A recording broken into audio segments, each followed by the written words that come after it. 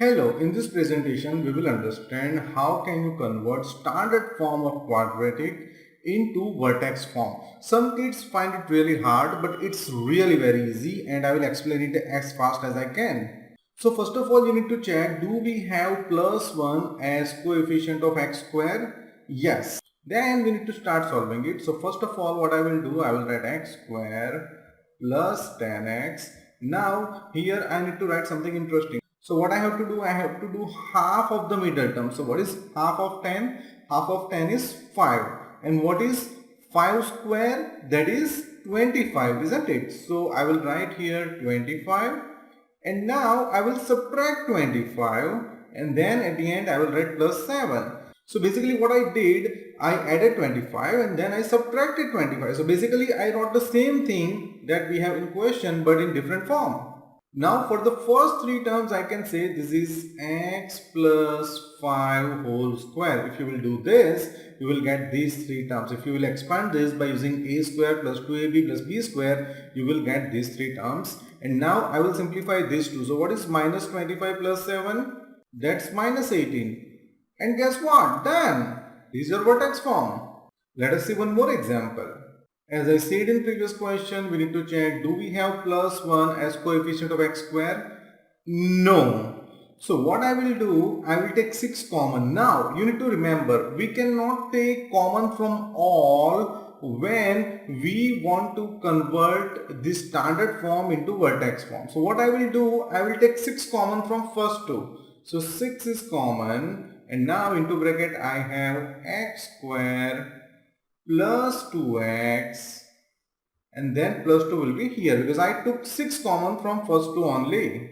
Now same thing again, 6 into bracket x square. What is the half of this? What is the half of this? So half of 2 is 1. So I will write 2x and what is the square of 1? Half of 2 is 1 and what is the square of 1? 1. So I will write plus 1. Now I will add 1, then I will subtract 1. But here something very important. Yes, I subtracted 1, that's true. Then I have to consider this. So I have to times this 1 by 6. And then I will copy plus 2 at the end. So this is something very important. Whatever you have taken common from first two terms, you need to write it here as multiplication. Now let's go next. 6 is common into bracket. We can say this is x plus 1 whole square. If you will expand this, you will get these three terms.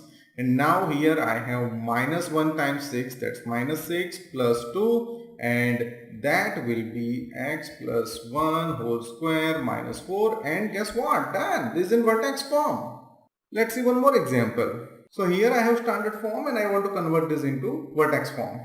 So first of all I will check, do I have plus 1 as coefficient of x square? No. So what I will do, I will take common minus from first two only. As I said, I cannot take common from all. So I am taking minus common from first two terms. So this will be x square and this will be plus 8x. And now plus 60 as it is, isn't it? Now I will follow the same steps.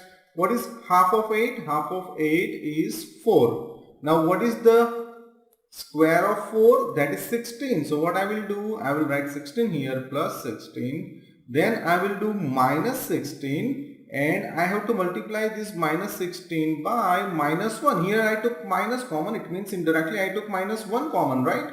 So minus 1 and then plus 60. Now this will be minus common into bracket. We can say these three terms are expansion of x plus 4 whole square. If I will expand these, I will get these three terms. This will be plus 16 plus 60. Minus minus plus 16 times 1 16 plus 60. Now this will be 76 and guess what? Done. This is in vertex form. So I explained it in as easy language as possible. I hope you find it useful. Thanks for watching.